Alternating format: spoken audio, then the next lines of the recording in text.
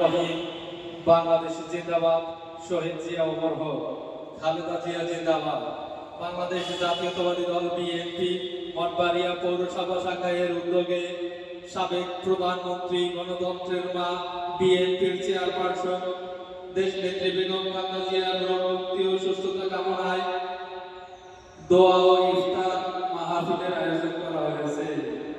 উক্ত দোয়া ও ইফতার মাহফিলের প্রধান অতিথি হিসেবে উপস্থিত থাকবেন জনাব কাজী রওনকুল ইসলাম টিপু, বন ও পরিবেশ বিষয়ক সহ সম্পাদক, বিএনপি কেন্দ্রীয় নির্বাহী সংসদ আহ্বায়ক, সম্মেলন প্রস্তুত কমিটি, বিএনপি পিরোজপুর জেলা শাখা। বিশেষ অতিথি হিসেবে থাকবেন জনাব অধ্যক্ষ মোহাম্মদ আলমগীর হোসেন, আহ্বায়ক বাংলাদেশ জাতীয়তাবাদী দল বিএনপি পিরোজপুর জেলা শাখা। বিশেষ অতিথি আরো থাকবেন জনাব মোহাম্মদ শেখ রিয়াজউদ্দিন রানা, যুগ্ম আহ্বায়ক বাংলাদেশ জাতীয়তাবাদী দল পিরোজপুর জেলা শাখা। চন্দ্রকোনায় নাজমুল হাসান কামাল মুন্সি, সদস্য সচিব মঠবাড়িয়া পৌর বিএনপি।